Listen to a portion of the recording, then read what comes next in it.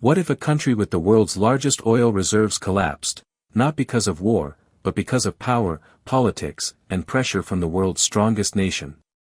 The US never officially invaded Venezuela. So why do millions believe America attacked it anyway? Let's rewind the story. Venezuela was once the richest country in Latin America. Massive oil wealth, strong social programs, a growing middle class.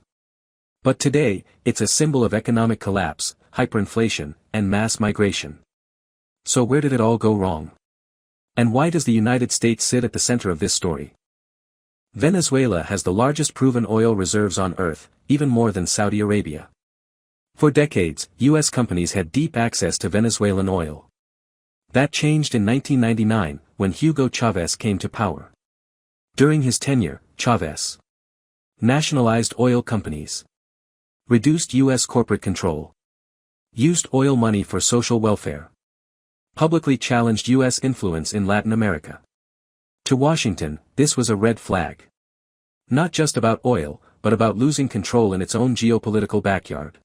After Chavez's death in 2013, Nicolas Maduro took over. Oil prices crashed. Mismanagement grew. Corruption deepened. The economy started collapsing from the inside. The U.S. said, Venezuela failed because of socialism and dictatorship. While Venezuela replied, we are being economically strangled. Both sides tell part of the truth. Here's the key point. The U.S. never sent tanks. It sent sanctions. From 2015 onward, the U.S. imposed financial sanctions, oil export restrictions, freezing of Venezuelan assets, blocking access to international banking. This crushed Venezuela's ability to sell oil, import food and medicine, stabilize its currency. Supporters call sanctions a tool to restore democracy. Critics call them economic warfare. Result? Ordinary Venezuelans suffered the most. In 2019, the U.S.-backed opposition leader Juan Guaido, recognizing him as Venezuela's interim president.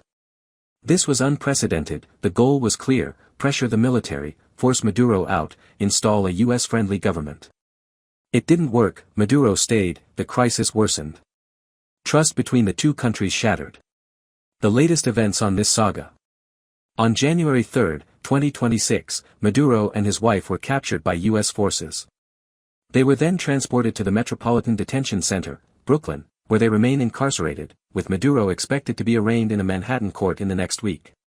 This story isn't over. The situation between the U.S. and Venezuela is still developing, and new details continue to emerge. We'll be tracking the updates closely.